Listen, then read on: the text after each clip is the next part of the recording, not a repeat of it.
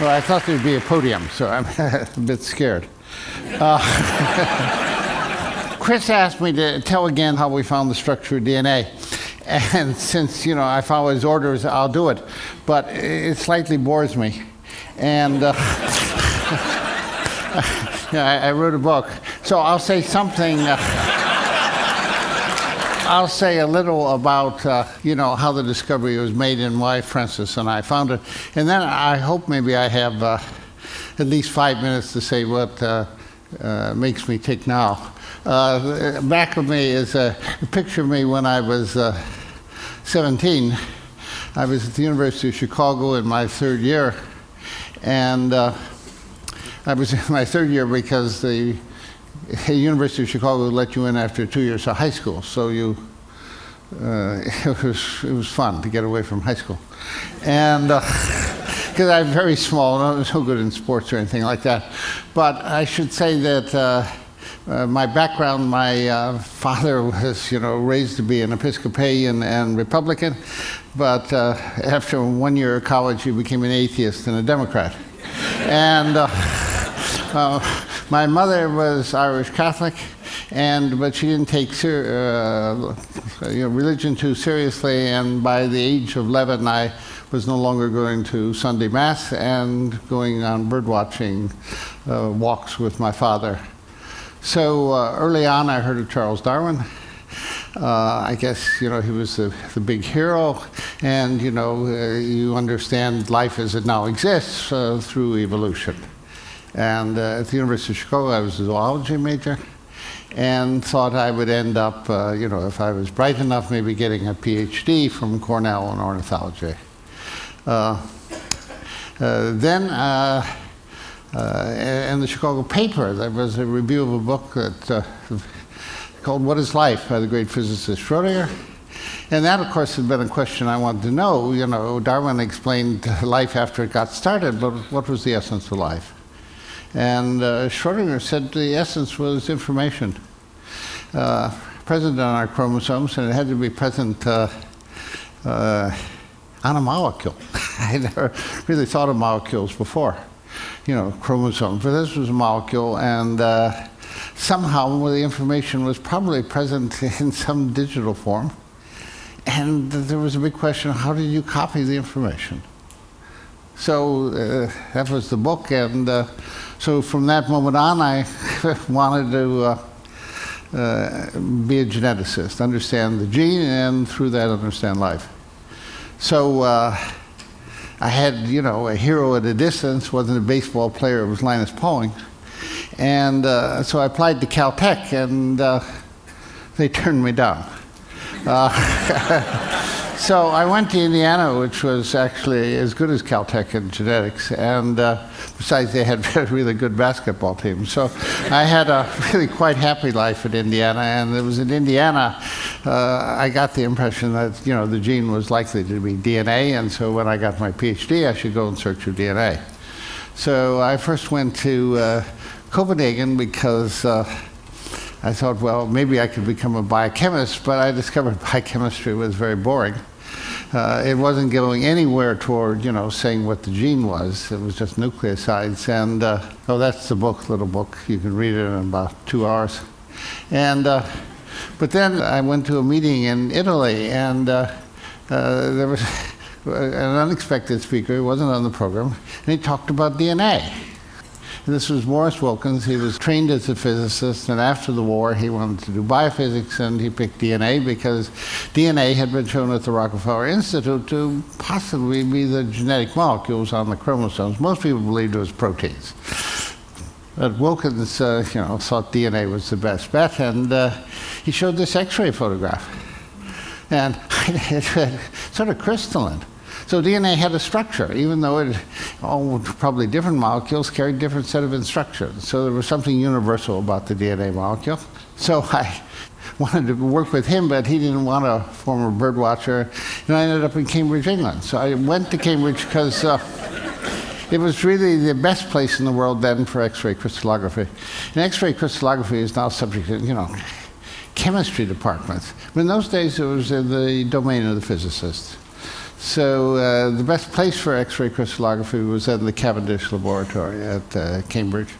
And there I met Francis Crick. I went there without knowing him. He was 35, I was 23.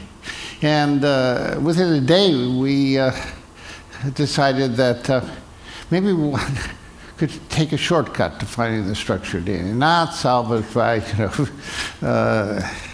a rigorous fashion, but build a model, a molecular model using some coordinates, some length, all that sort of stuff from X-ray photographs, but just ask what the molecule, how should it fold up?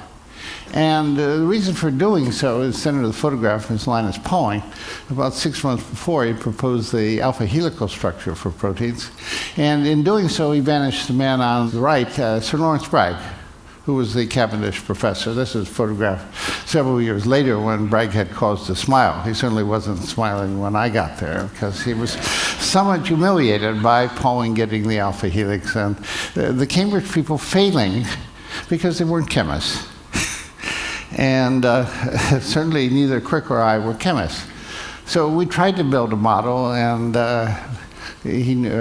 Francis knew Wilkins. Wilkins said he thought it was the helix. X-ray diagram he thought was compatible with the helix. So we built a 3-stranded model. The people from London came up, Wilkins and this collaborator or possible collaborator, Rosalind Franklin, came up and sort of laughed at our model. They said it was lousy, and it was. So we were told to build no more models. We were incompetent. And so we didn't build any models, and Francis sort of continued to work on proteins, and basically I did nothing. Except read. Basically reading is a good thing. You get facts. And we kept telling the people in London that Linus Pauling is going to move on to DNA. If DNA is that important, Linus will know it, he'll build a model, and everyone will be scooped. And in fact, he had written the people in London, could he see their X-ray photograph? And they had the wisdom to say no, so he didn't have it. But there was ones in the literature. Actually, Linus didn't look at them that carefully. But about 15 months after I got to Cambridge, or rumors began to appear from Linus Pauling's son, who was in Cambridge, that his father was now working on DNA. And so one day Peter came in, as Peter Pauling, and gave me a copy of his father's manuscripts. And boy, I was scared, because I thought, we may be scooped. I have nothing to do, no qualifications for anything.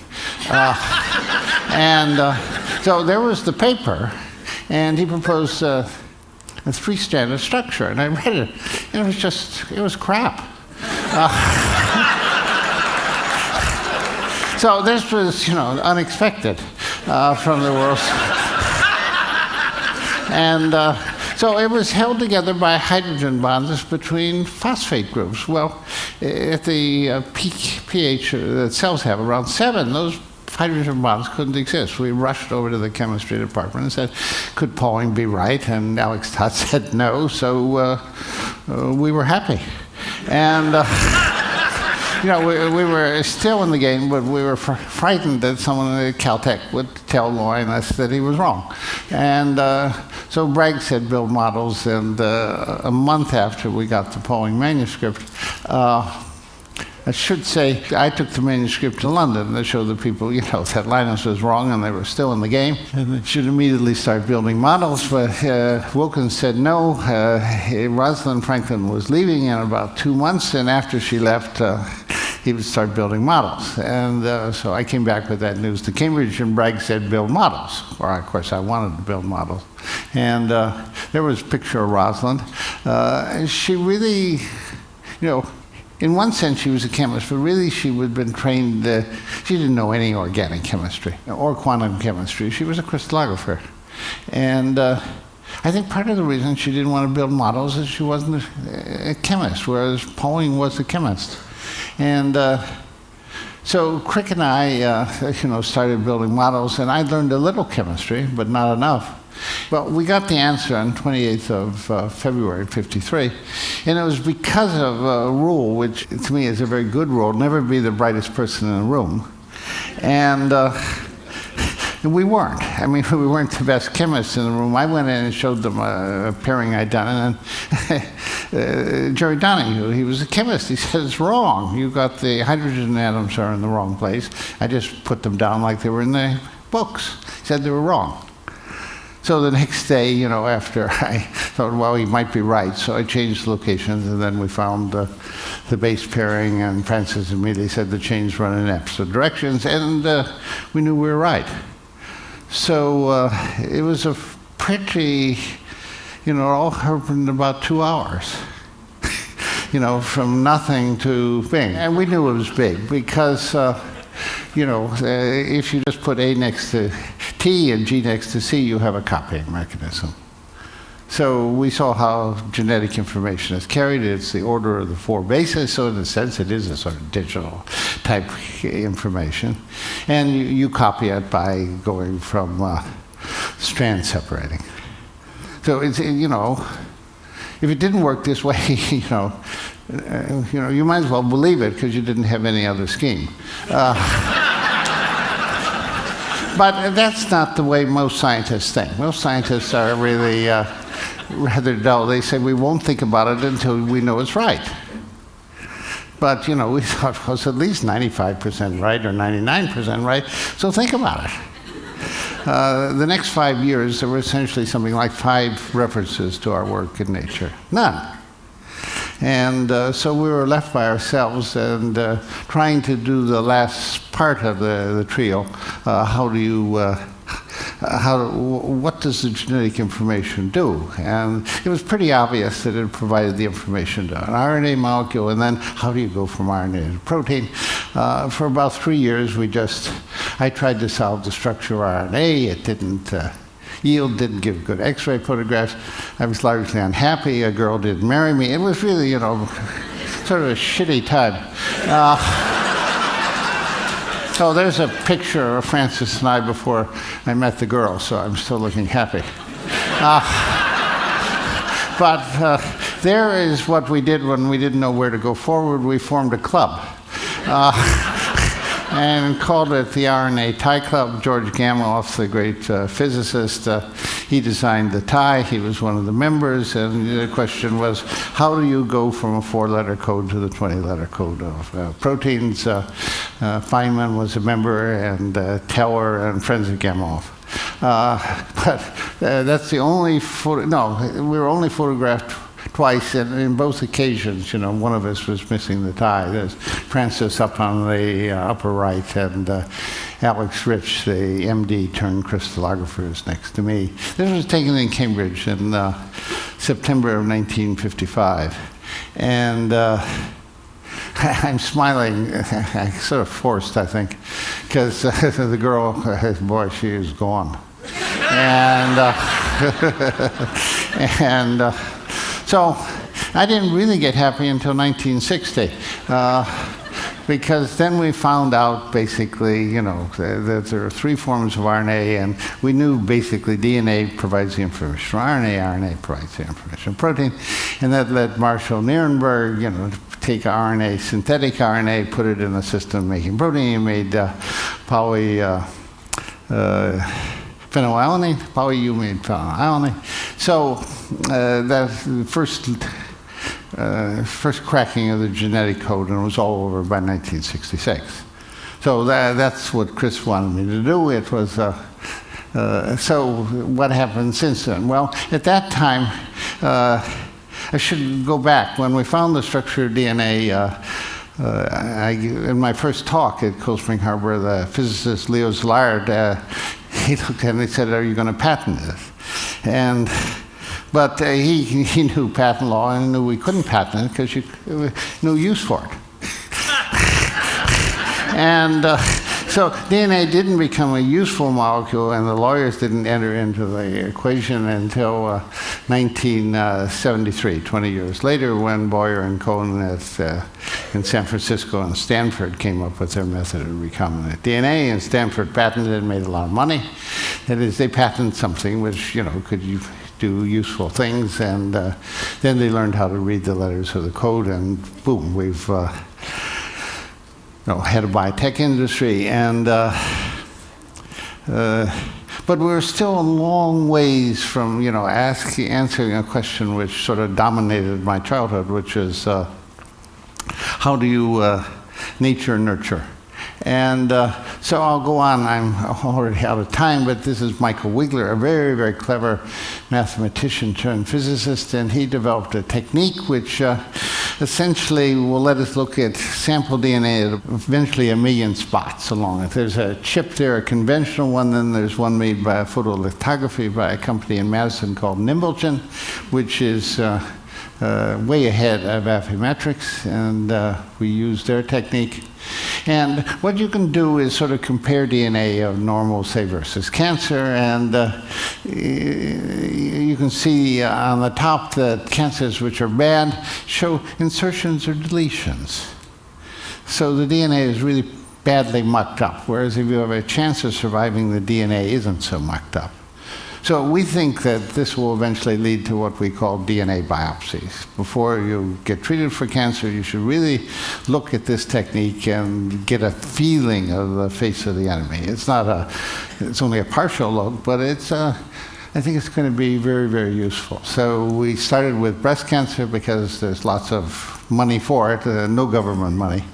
And now I have a sort of vested interest. I want to do it for prostate cancer. So, you aren't treated if, it's not dangerous.